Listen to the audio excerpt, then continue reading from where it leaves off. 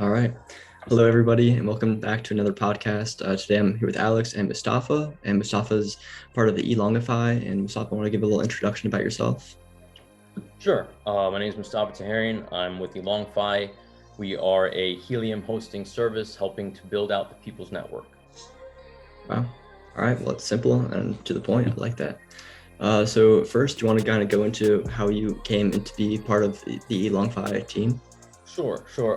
So basically, my background's really more in cybersecurity, and one of my buddies, one of my colleagues, works for a big cybersecurity firm, and a bunch of his friends were the ones that really introduced him to the whole project. They weren't thinking about it in the way that we were. They were just kind of tinkering around with it, getting a miner, setting it up. And I know initially when he told me the whole concept of a very low maintenance, low power, simple device, and I can kind of show you guys one too here just to kind of put it into context. Here's one you can see here. Wow. Essentially a Raspberry Pi with a LoRaWAN module and a power supply attached to it. That has the ability to do mining and create a whole cellular network and essentially compensate folks for helping to expand the network as well as provide proof of coverage for other antennas in the local area, because that's essentially what folks are paid for when hosting these antennas. And at first I thought that it was just ridiculous, that couldn't be possible, and if it was, that more folks would know about it. Also at that point I really didn't have an understanding of the Internet of Things and networks specific to it and why and where the use cases differ from the wider application of like 5G networks. So long story short, he went about and took a leap and got a few of these, and I went over his house, and at that point in time was a really different time. He didn't think much of it. He just handed me one, and he's like, "Here you go, man. Go ahead and set one up at your house. Let's see how it does." And I'm one of those people that really likes to dig into the details of stuff and like start really learning and understanding and optimizing the best I can. And I looked at the one I had and I was like, I'll put it in my house, but let me learn more about this. And I learned about it, and I learned that it's a low power device. It only uses 5 watts of electricity, so it's not a power hog in any way.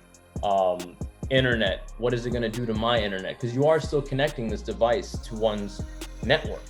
First of all, everything's encrypted, so there's no type of, and there's like a lot of hardening of the appliance itself, so that a very select port is open and no other traffic and no other movement or pivoting is possible. So I kind of looked at that aspect of it. And then a big concern of mine, and a concern that anybody has with mining, is performance, processing.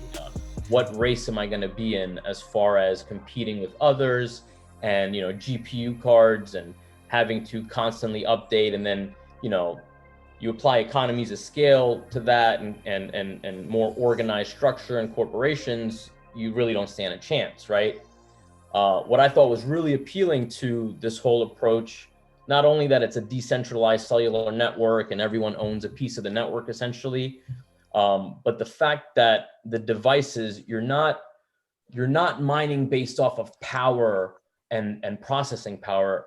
You're mining based off of your geography, your elevation, your location, your proximity to other antennas. That's what matters. That's what differentiates the different miners. And essentially how it works is there is a pool of HNT, the Helium coins, that are distributed on a monthly basis. And they're, it actually started out with 5,000, I believe, in the very, very early days. And they decided that just doesn't work. And to kind of motivate growth, that they'll switch over to 5 million. And they did 5 million for a while. And then they had a halving event this past summer. And that then now has become 2.5 million. And that 2.5 million is distributed, not evenly, but just distributed across about 300, now I think the total is around 380,000 hotspots.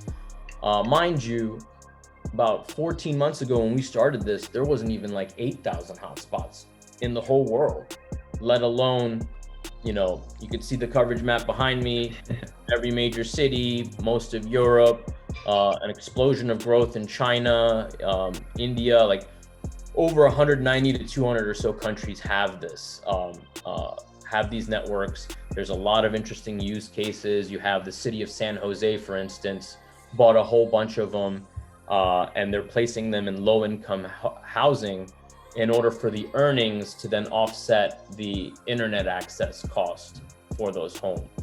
Or I forget where it is in Europe, Liechtenstein, it's like a very small country, and they're actually going to deploy a LoRaWAN network because of IoT use cases that they have within the mountains, and that they can't justify building a huge network. So basically, I started messing with it.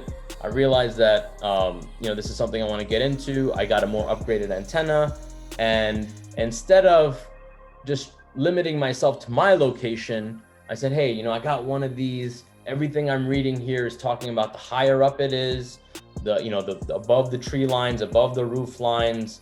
Line of sight is very key. As far as you can see is essentially as far as the antenna can see, and it can go up to 17 miles if you set it up right, even with only 5 watts of power. So it's significantly more range than like a Wi-Fi network. But it's not high speed. What we're talking about right now, and what these miners have right now in the network that you see behind me, is all LoRaWAN. LoRaWAN is has great range, but it isn't broadband. It isn't high speed. It's really designed for very simple Internet of Things devices, very simple, direct use cases. So what's one example? Eventually dog collars, right? That you put on a pet, and it's going to be able to beacon every so often, here's where I am, and that's going to be tracked, and it's only bits of data, and it might only happen every hour. And the totality of that for the entire year might only be a few megabytes of data. So instead of getting, no matter how cost effective you try to make a 5G product, it's still going to cost so much monthly. Whereas that monthly cost could be the yearly cost when you buy data credits and you put it on the Helium network. Because you don't, obviously you can't use this network for Zoom and Netflix. Our devices don't connect to it. Our phones don't connect to it. We'll get to where the network allows for all that and where it's going. And I'll actually show you guys. I actually have one of the very first FreedomFi devices. It's a 5G miner that's coming out. I can show you guys what that's all about. But right now, it's set up for devices that are made for LoRaWAN, very simple use cases, devices that you leave out in the field. A lot of times they're tied to some sort of battery pack. It could be like an air quality sensor. It could be some sort of temperature sensor. It could be moisture sensors. A lot of different simple devices that each one doesn't cost that much. And you can buy it at scale and be able to just deploy this network at a very low cost and get what you need out of it, and not have all this extra internet connectivity that you really don't need for these situations. So what I did was I found one of my buddies who I knew lived in a high rise. He was on the 24th floor. And I went up there and I checked it out and I looked around. And I was like, wow, this view is beautiful, man. I can see, I'm over here in Tyson's Corner. I can see far out into DC and I believe what looked to be Maryland. Let me just try it out here. And I did, and I had amazing results. At that time, the network was really new. So, the rewards were incredibly generous at that time. And as soon as I saw that and I started crunching some numbers and kind of figuring out what it all could look like, I saw that it really made sense to just take a leap, jump in, and instead of getting a few of these, let's get like 70 of them, and let's really try to do this right, and try different places and different situations. And all of it was really word of mouth. There was some advertising, that we did, social media advertising, but a lot of it was just folks we know, referral after referral. As soon as people saw that it was real and not some sort of like scam, and a few weeks went by and they got their first payout, they were very quick to refer others and, had organic growth from there. But that's pretty much where we started out, and we just kind of been scaling up from there, and really preparing for what's going to happen with the 5G network that Helium is also putting together. So in addition to this LoRaWAN network that's well built out now and growing every day, there is another network, which is this device right here. It's called a FreedomFi. It's a slightly bigger miner. It does the same thing that one, the other one I showed you guys does, but it also has the ability to actually hook up to a 5G antenna and either indoor or outdoor broadcast 5G connectivity. And ultimately, starting next year, I believe the end of this year is where the test net starts, and they start testing everything out and making sure that it's working as intended.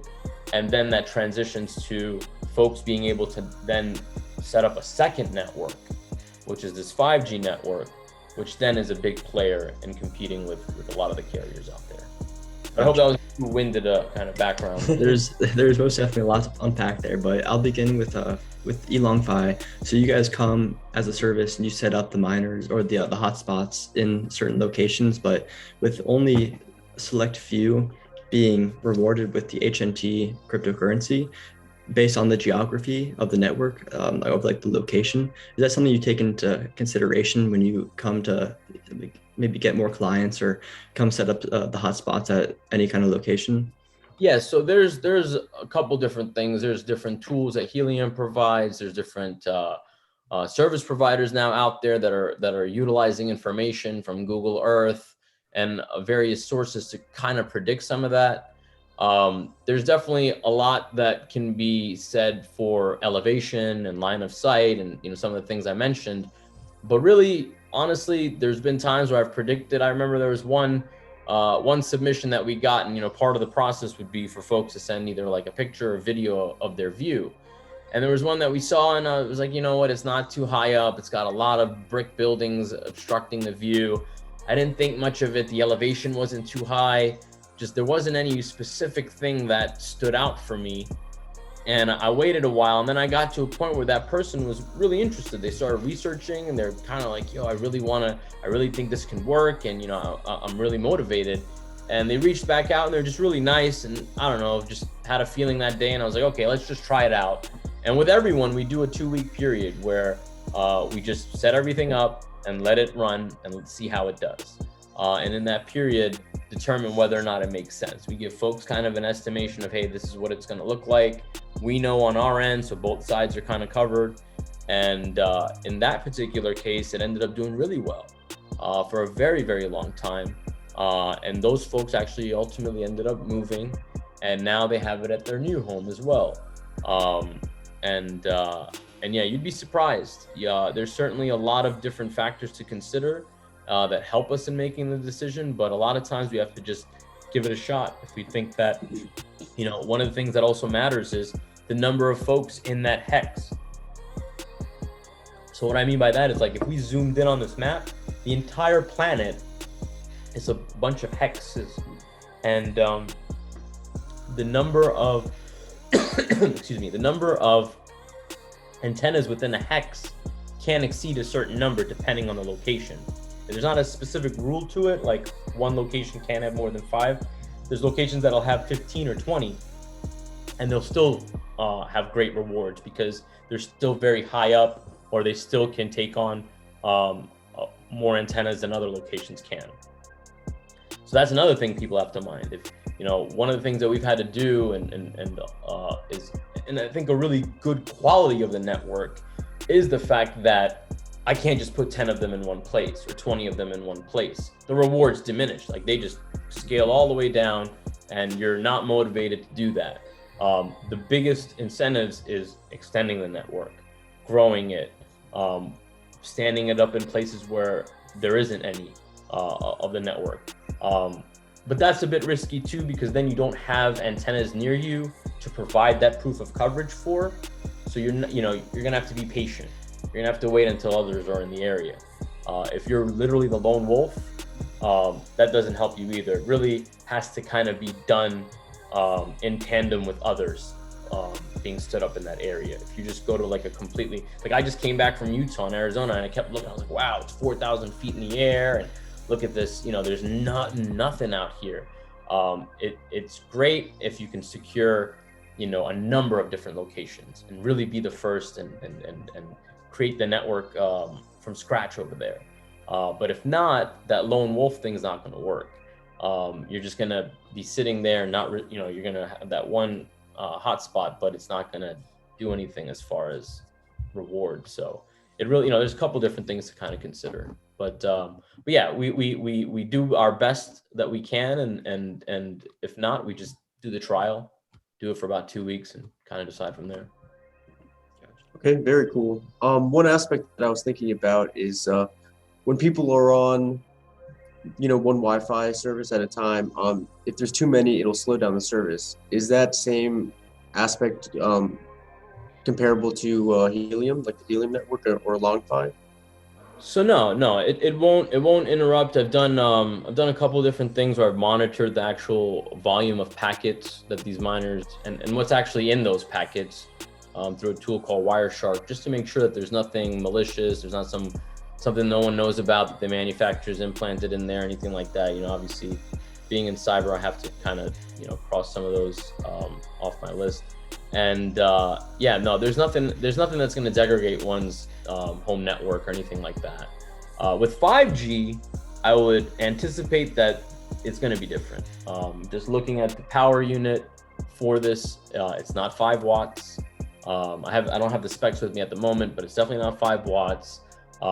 It's definitely going to have a lot of other considerations because it's 5G, especially with indoor use. Whereas this doesn't. This signal is not that strong. It's not the type of thing that you're going to have. And then you have all this stigma around 5G and some of this negative misconceptions that exist out there, and different memes and videos talking about 5G, fries people's brains and stuff like that. So, that's going to be a hurdle. It's going to have its own set of challenges, I think, different than this. Power usage, internet capacity that it's going to require. Placement. That use case is to ultimately create a 5G network, but that's more limited to the United States, because the United States back in, I think it was January of 2020 or 2021, they passed a legislation that established CBRS, which is basically the equivalent of open source 5G. That's why you can have a company like this that, or else, as we may or may not know, the carriers, they go through the FCC, they buy spectrum, they buy licensing for that, and then that's how they build out the networks. One of the reasons they're sunsetting these legacy networks is to actually free that up for them to redeploy future networks.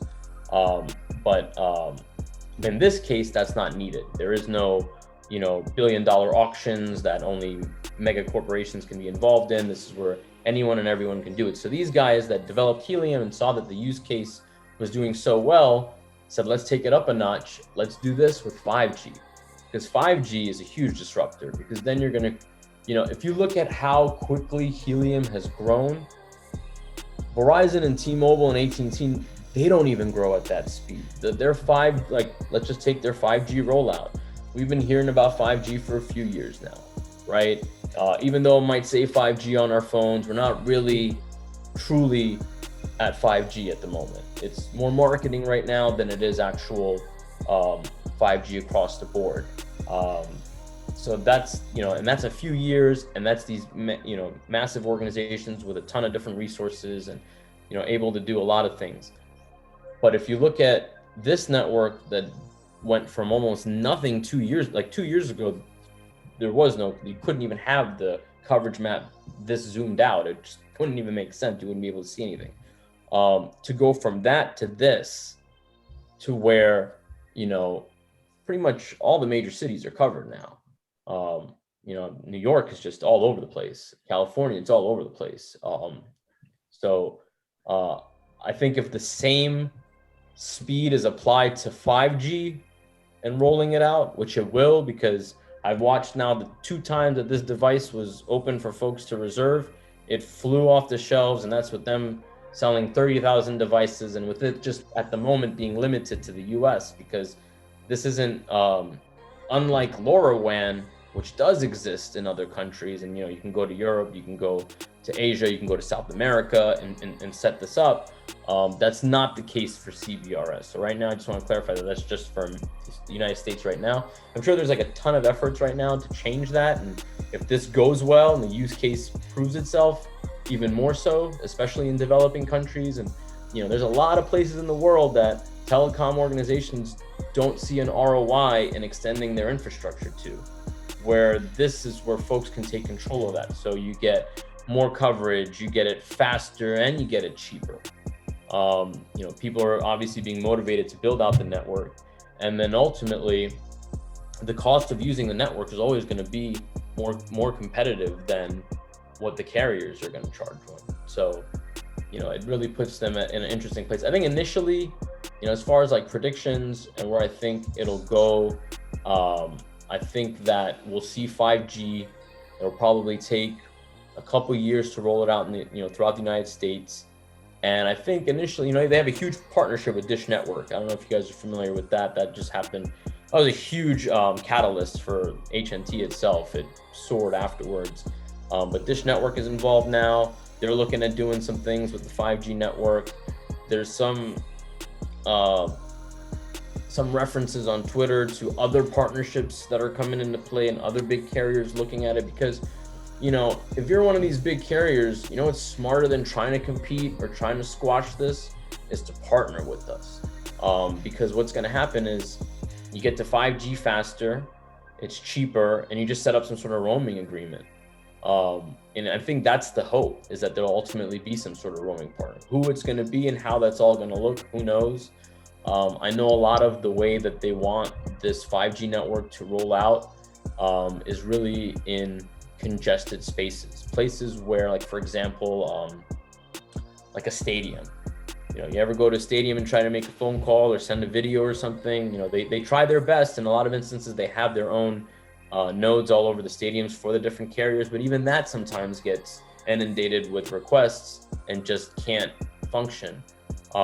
This is where if these networks were deployed in the right places, especially if you're able to partner with businesses that are strategically placed in these places, you can then offload some of that set of requests through that 5G network. So that takes off pressure off of Verizon and AT&T and T-Mobile and so forth. So, there may be a future where they partner with one another. There may be a future where this grows so quickly and advances so much that they don't want to do that, and they go head to head. And that'll be really interesting because it adds a whole other player that isn't in the same business model and is probably not going to be negotiating the same way that the carriers do amongst themselves. Got it. Wow. So speaking of the hotspots, so the hotspots are used to send data with these data credits. And so are they sending the data to the owner of the hotspot? Or, like, let's say Hawaii, they appear to be pretty lit up in the green. They have to send that data to the continental United States or to a centralized location? Or is it all owned by whatever data is collected? Is it all owned by the individual that owns the hotspot? So all the data, it just basically, the packets will traverse through the different antennas from one to the other. But none of that is going to reside or be accessible or anything by any of the hosts. We can't see all you can see within the Explorer console is just the size of the data and the fact that packets transferred, and then it'll just show you the path that it took. Gotcha. As that data is moving. Okay. So it's actually happening right now. Like, I have ones all over Northern Virginia, and despite it being a very new network, you see tons of data credits and packets constantly going across the antennas. Gotcha. So, like, as an example of the Internet of Things, like the dog collar, as you mentioned before, how exactly would you get that information about where your dog's located at? So that's going to be all third-party providers, folks that basically Gotcha. partner with Helium. These aren't services that they directly provide. They're just giving the network. There's actually a really cool use case that involves Volvo that utilizes LoRaWAN, and the provider that set that up with Volvo, they have now partnered with Helium, and folks can now roam onto the Helium network with those IoT devices. What Volvo was doing with that, their specific use case, was that they're manufacturing these massive trucks, commercial trucks, and manufacturing thousands and thousands of them and having to place them in these massive lots, and at the same time know where they are at any given time. And they piloted LoRaWAN and basically had very low cost sensors in each of the vehicles. As soon as it's manufactured, they just throw that sensor in there. And instead of having to spend so much time and energy constantly locating and maybe even moving the cars more often to stay organized, they're able to just apply this technology and from there be able to locate the machine, save, you know, however many man hours and time and day and efficiency that's gained from that. So I mean, there's a lot of different use cases. There's even like retirement, not retirement community, but like in-home nurses that would have to come and take care of the elderly. There's a organization now that's going to use the Helium network to track and make sure that these folks actually go and stay at the locations that they say they're going to during the day, especially if they're dealing with, like, for example, patients that can't really relay or communicate whether or not that's taking place, right? Again, a cheaper approach to that is going to be something like that, especially if you're dealing with something where there's a lot of turnover, maybe the equipment gets lost, misplaced, stolen, etc. That's another thing where IoT comes into play a lot more, is that these devices are so simple. They have the simplest code on them, the simplest operating system, and with that, cost is very low. So that also allows a lot of interesting use cases that you normally wouldn't have with something that you can't just dispose of. You mentioned earlier how one of the first miners you got was a Raspberry Pi. So that means that, like, it's a relatively cheap device to get. Is it still that way where you can still buy a Raspberry Pi and set it up as a miner? So let me clarify a bit there. Yes, if you open up the miner, inside of it's a Raspberry Pi, but that's not enough to do the mining. So you have to have a LoRa module that's then hooked up to that Raspberry Pi. That has a very unique key that Helium distributes to the manufacturers that then make available the devices. Now, due to both the insanity of the current supply chain situation that we're all a part of, specifically with microchips, that has made things really, really difficult. And then couple that with the fact that, you know, the very early days of mining, I mean, even now, you know, miners do pretty well. So there's a lot of incentive for folks to, you know, purchase the equipment. But in the very early days, it was just, you know, you have folks that have waited over a year for the equipment. Even with us being early, our first few orders came quickly. There's others that we waited 7 months for. And there's even ones now we're still waiting on. You have some instances for different organizations. Well, first of all, there's a lot of folks making helium miners now. It went from literally one manufacturer for like a really long time to it evolving to now dozens. So that has opened things up, but a lot of these manufacturers have opened up their lists, have huge backlogs, and then it's turned into a whole other enterprise as far as reselling the actual hardware.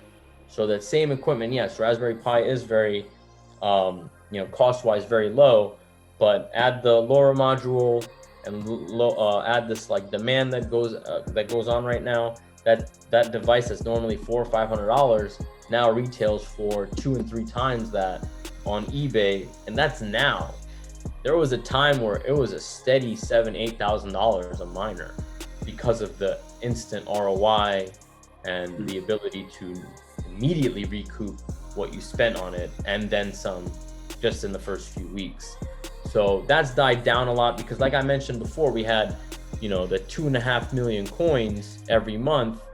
You know, it's one thing when it's being distributed to 20,000 hosts. It's a whole other thing when it's being distributed to 380,000 and growing by like 80 or 90,000 hosts a month. So you're doubling every 3 months. So in essence, the rewards are halving every few months. But then further add spice to the stew, you have HNT that has just skyrocketed in the last year, going from $1 or $1.25 equivalent when converting to now in the 30s, but peaking at one point in the around $55 or $56. So that's huge. So it's really interesting because at one point, you know, hundreds of HNT a month were only worth 1,000, now dozens are worth the same. So it kept shifting back and forth. It's actually really interesting. At one point, it became very advantageous as it went up, and then it kind of died down a little bit. Then the price surged again. So in some ways, the growth of the demand for the HNT cryptocurrency offsets the dilution of the distribution of rewards. So Gotcha. yeah, so it's pretty interesting the way that works. So, and I have a lot of folks that really wish that they hadn't sold it every month when they got their payouts. Can't tell you guys how many folks have that wish they hadn't done that. But Gotcha. So if you burn the HNT by sending the data, do you find that maybe the hotspots that are not part of that 380,000, do they have to continuously buy the HNT if they plan to continuously send data? Or is there other? yeah, so those devices, and these are all types of devices. Think of it as like a GPS tracker. There's a lot of major manufacturers out there that will sell one that's made for the Helium network. It'll have a massive battery pack on it, so it can just work in the field for as long as you need it to.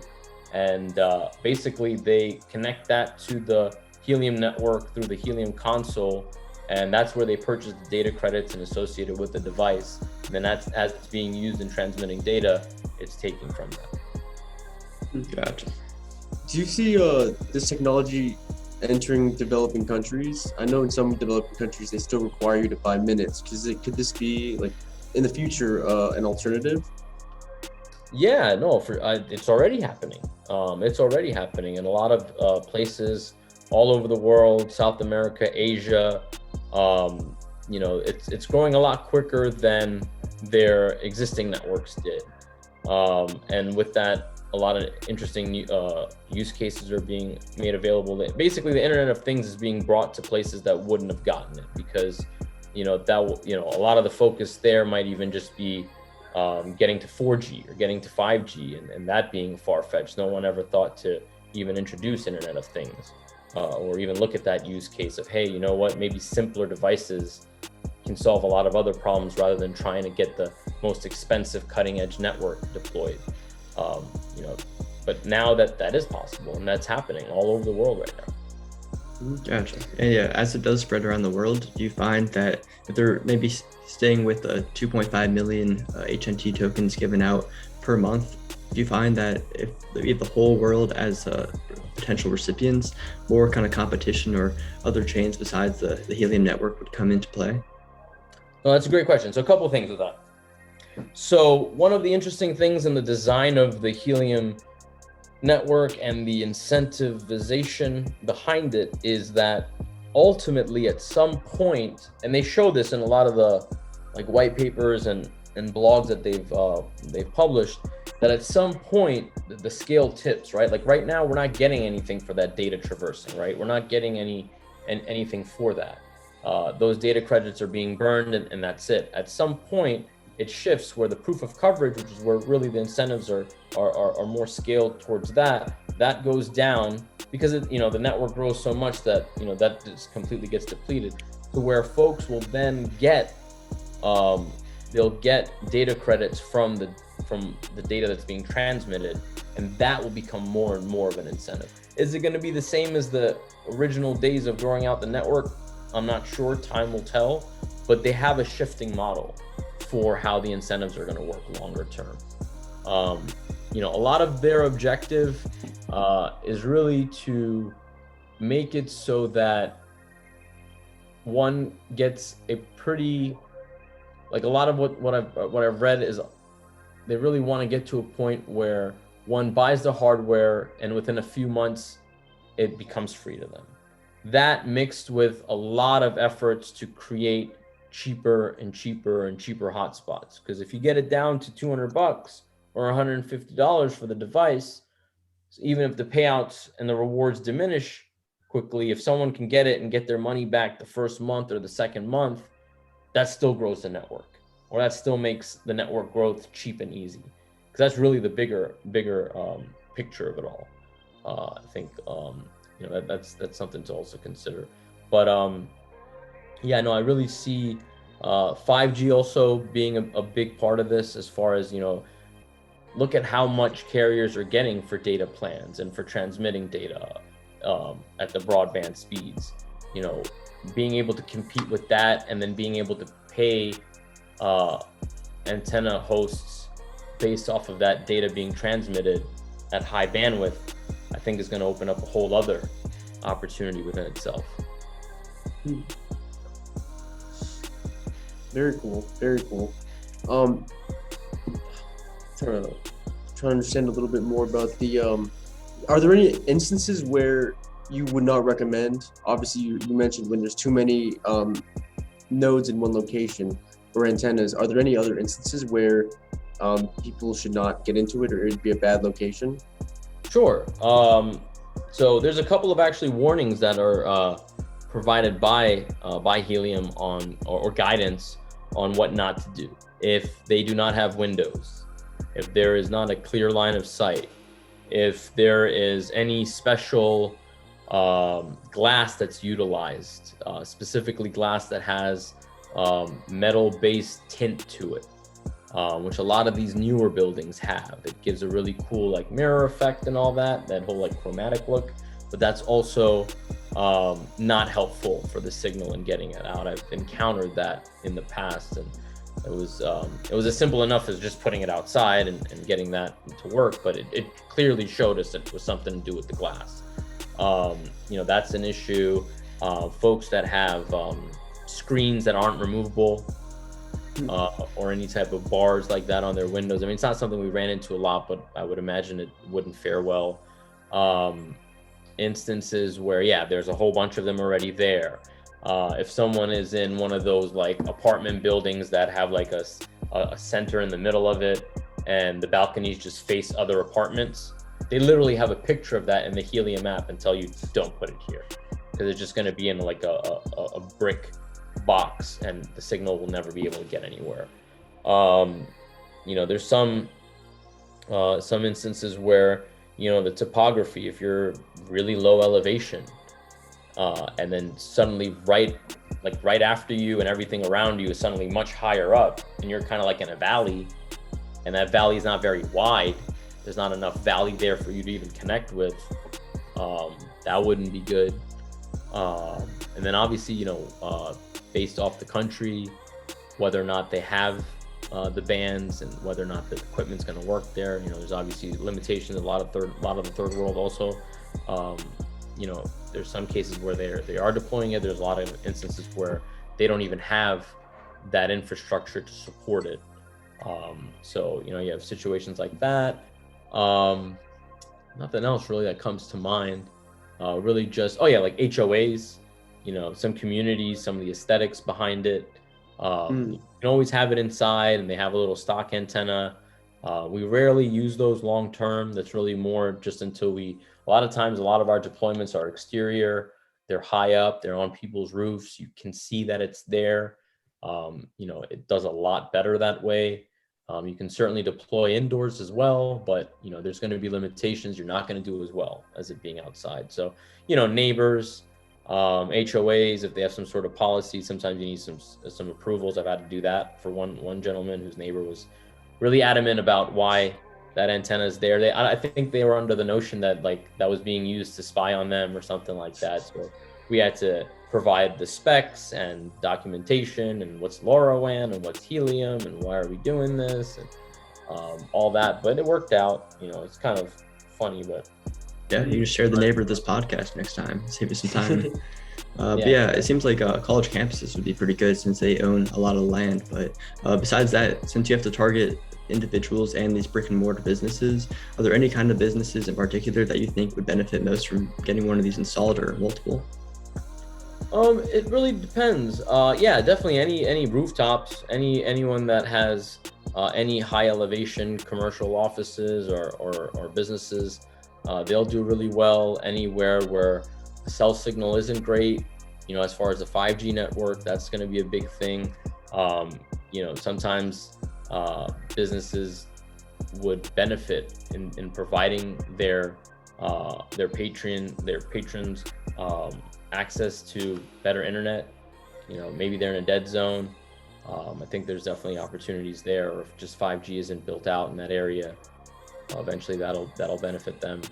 I mean, there aren't really any type of businesses that I would say couldn't benefit from it. It just really depends on your view, your line of sight, your elevation, and really whether or not you have any signal where you're at. Gotcha. Do you find any issues with people that are like pretty comfortable with what the setup they have currently, and then trying to convince them that this is a better alternative? I mean, so what we have right now as far as the miners, there isn't really much to compare it against. It's really its own thing. It's just this small device in their homes. So we're not really asking them to switch their service provider. We're not asking them to subscribe to us. There's not much obligation. What do we really ask from hosts? Give us power, give us view, make sure the equipment doesn't get stolen or destroyed, and let it run. Beyond that, there's not much else that we're asking from folks. There's no, long-term, commitment or penalties or anything like that. At any point they don't want to do it, they don't do it. So there's not much that there's not much that we're swaying people away from. There's not really any alternatives. I guess if we're going to talk about alternatives, there's something that Amazon Amazon actually has been emulating a lot of what Helium's doing, interestingly enough. I don't know if it's because of Helium or because this is just where the trends are going, but if you're familiar with Amazon Sidewalk, it's a technology that they had that is LoRaWAN. It's very similar. It's like very, very similar, low power. But the way that they wanted to deploy it didn't sit well with people. And you guys can Google Amazon Sidewalk to see what I'm talking about, where they inadvertently installed this technology on the latest Alexa devices. And then, I hope that doesn't trigger it. And then caused it to turn on and broadcast the network without users knowing. So that did not sit well with people. And resulted in some bad press around that. So what they wanted to do is basically use a bunch of their devices that they know are going to be all over the place. They're already at home, already plugged into the internet. They don't have great antennas, so I'm not sure how they're solving that problem. But if you have a lot of them and they're in every house on the block, I guess you can make up for what you lose in actual obvious antennas being attached to it. But yeah, essentially they had that. It would what they want to do is basically, part of the Internet of Things, part of the use case for all of this really is the fact that, we have our Wi-Fi, right? You have your home Wi-Fi, you're doing your bank transactions, you're doing all your sensitive data. You don't want to use that network. A good cybersecurity practice is for your network to not extend more than you need it to be. You don't want your home network to go down your driveway or your neighbors be able to sit there. If your neighbor's crafty enough, they can sit there and they can chew away until they find some way to get into your network if they're within range of it, right? So it's one of the best practices one can do is actually make it so that they're broadcasting a smaller net of coverage, right? So, but then you have a lot of really cool use cases that require the internet, but require the internet at the end of my driveway or at the front of my house. Like, you have all these people that have these cameras and doorbells and streaming video on that. Well, sometimes those are at the edges of their Wi-Fi network at home, and then the connectivity sucks. Or, what if we want to have a smart mailbox, right? Who wants to go check their mail every day? What if I just had a tiny little cheap, cost-effective sensor that just told me when the mail is there? And then I get a little notification. Well, guess why it doesn't exist? Why? Because the networks that people have aren't going to extend. It's always going to be some issue of getting that thing to connect, right? Or we open up and everyone's got to get a whole other access point for their mailbox. It's never going to happen.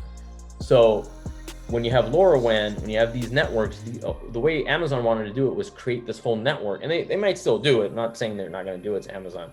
But what they wanted to do is create that so that network, that sidewalk network, can be used to provide connectivity to a host of other exterior technologies, ways where it would even interact with their delivery vans eventually. So that your delivery arrived one other way, or be able to work with your mailbox or trash cans. Imagine Imagine a garbage truck being able to more efficiently map out its route so that it only goes and stops at trash cans that have garbage in it and doesn't waste its time because that guy didn't put his garbage away, but there's nothing in there, right? How often is that happening? Or how often are they going down a path and having to check whether or not there's trash versus just directly going to it, right?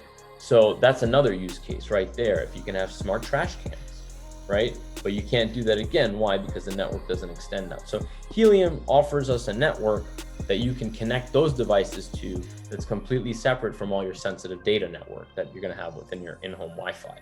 So Amazon's trying to do the same thing with the Sidewalk initiative that they have that would then also allow them to have all these other capabilities out there. Gotcha. So like fast forwarding down when every single hexagon is green and there's nationwide coverage. Do you see this as like when the third party companies come in to actually build on top of it? Do you see that mainly as like these corporations building for more efficient flow of work within themselves, or is this mainly going to be for individual consumers? Let's say you gave examples of the Volvo, Amazon, and now the garbage collection. Like that's all helping the corporations within themselves. So do you see it kind of going both ways at the same time, or anything in particular that you're looking out for? So I know there's a partnership with, I don't want to butcher, it's either GigaSky or GigaNet, but they are going to ultimately develop SIM cards that will work with the Helium 5G network. And then that should be lower cost, cheaper cellular. That's 5G and hopefully nationwide 5G pretty soon. So gotcha. there's definitely use cases direct to consumers, and there's going to be things where this drives costs down. It's not just going to be more ways to monetize. I think it's definitely going to bring a whole slew of competition, not only as just another big carrier, but another big carrier that has a lot of potential to have better coverage than the existing carriers. There's just a lot of situations where these big corporations limit their networks, limit where they invest.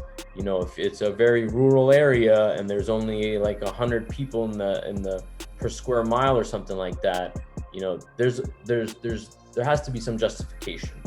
Whereas with this, there doesn't. We could actually get to a point where everything behind me is completely green or more green than the coverage maps of the competing carriers. And I think that'll become a really interesting situation. Gotcha. Yeah. Wow. This is like incredible like technology that's kind of underground at this point. When do you see this becoming more and more mainstream? I mean, I think it's slowly starting to happen. So another thing that makes it interesting, you know, kind of going back to Amazon just for a quick second, actually was at AWS reInvent, this big conference that they have in Las Vegas. I just came back from it. I was there last week. And funny enough, I'm sitting there as they're announcing Amazon itself is creating private 5G networks that they're going to deploy for. So that's literally competing with the Helium 5G. So it shows you that whatever they're doing the right thing, because you have a major corporation that's kind of taking very similar steps, kind of different business models and approach, but essentially the same thing: decentralized wireless networks, decentralized LoRaWAN networks that are privately owned or decentralized and not involving the traditional carriers.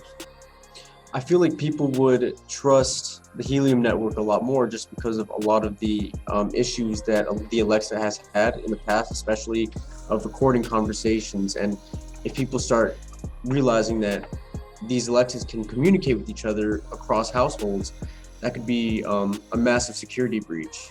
Oh yeah, and if you Google all that Amazon Sidewalk articles of recent history, that's exactly what they're referencing is, you know, why didn't they tell us about this?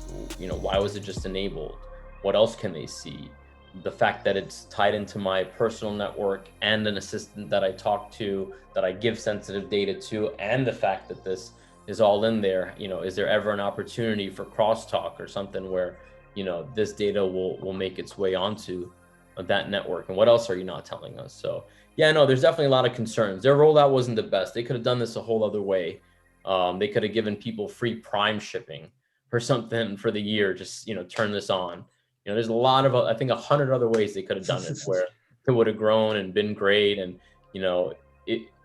one really cool thing that exists out there, if you go on YouTube, it says, what is Helium hotspot, is literally the video. And they have this very quirky spokesperson that really breaks it down. If they, I think that's one of the best things that Helium ever created. It super simplifies what I've, been trying to kind of convey in describing Helium in a very simple 2-minute video. So if what I've said is long-winded for folks that watch this, go on YouTube, just type in what is Helium. And the funny thing is that lady that made that video, the spokesperson, was actually one of the spokespeople in an Amazon video I just saw the other day. So she obviously did a good job if, once again, Amazon got involved. So definitely check that out. It really summarizes a lot of what they're trying to do in a much easier to digest format. Gotcha. Yeah. Wow. So is there anything in particular that you think people that are not aware of anything about maybe the hotspots or Helium or ElongFi that you want to give some closing thoughts on? Just to, have an open mind that, this is something that's coming. It's definitely has a lot of room to grow. This is just the beginning. This is still very much the early days. There is hundreds of thousands, if not millions, of hotspots on back order. So that 300,000 will become by the middle of next year, 500,000 or 600,000, maybe even by a million by the end of the year. So you can only imagine what that could mean for the network and for the use cases. So if folks don't know about Helium now, they will soon. Gotcha. Yeah, we'll have to check back in a few months and see what that map looks like behind you then. Sure. All right, well, Mustafa, from the cybersecurity down to the geography, you've really covered both ends of the spectrum, and I appreciate you for coming in today. Definitely, man. Thanks for having me. Of course. All right. Great.